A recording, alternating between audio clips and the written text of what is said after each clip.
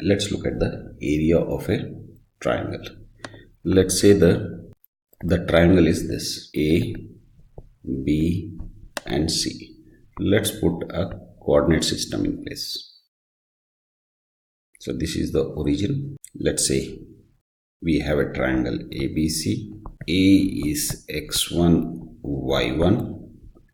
Point B is at x2, y2. C is at x3, y3.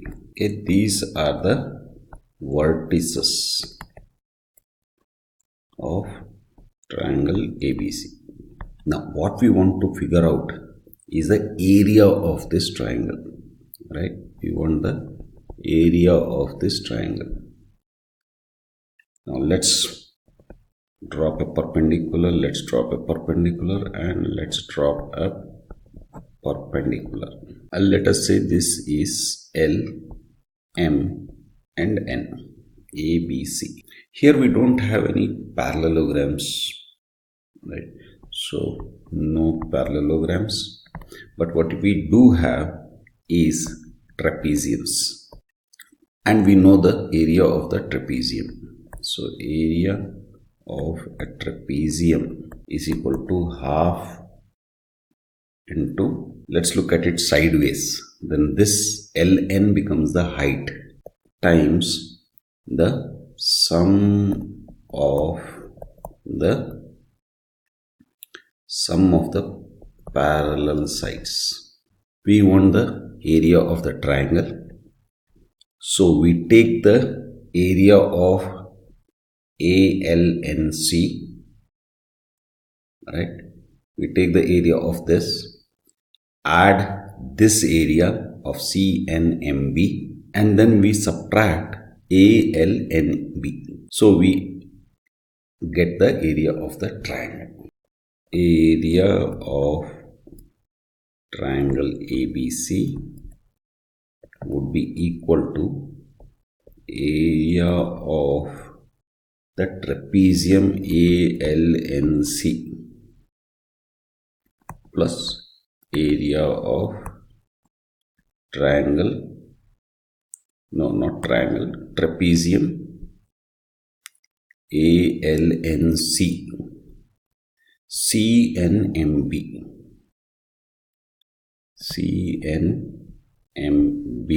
So now what do we have? We have the entire area, right? Now from this we subtract this part. If we subtract this part, we'll be left with the triangle. So minus area of ALMB. Okay. Now this is a trapezium, right? And this is also, let's treat it as a trapezium, because I have put this triangle, in such a way that it looks like parallel lines, but let's treat it as a trapezium because the triangle could be at any angle to the x-axis. So area of ALNC, Ln times AL plus Cn plus half of Nm Cn plus Bm or Mb minus half of Lm times Al plus Mb. Okay, now we have to do the substitutions. I'll just very quickly draw the diagram again. This is Lmn and this is ABC. Now A is x1, y1, x2, y2, x3, y3. Right. So now half of Ln is going to be x3 minus x1. So x3 minus x1. Al is what? Al is going to be just the height, that is y1. plus Cn. Cn is y3 plus half of Nm.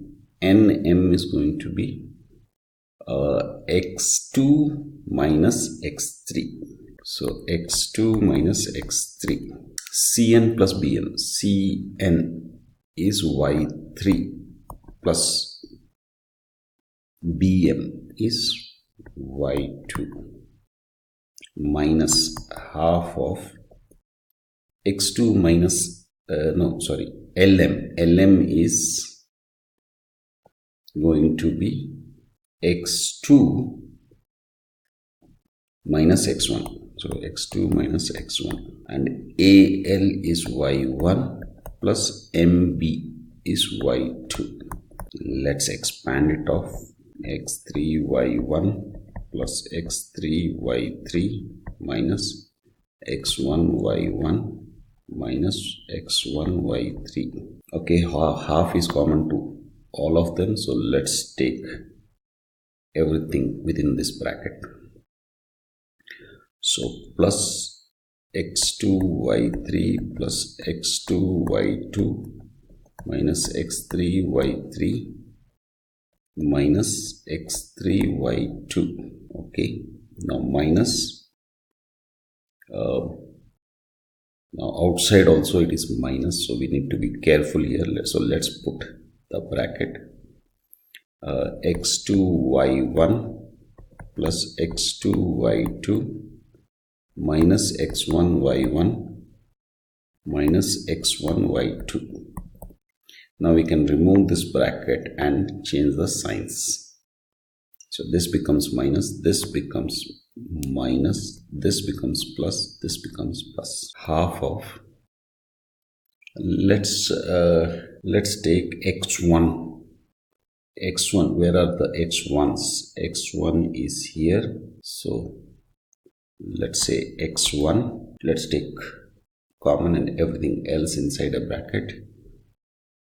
So minus y1 minus y3 x1, yes, here, plus y1 plus y2. Now y1 gets cancelled. Okay, plus, now let's take to x2. x2 is y3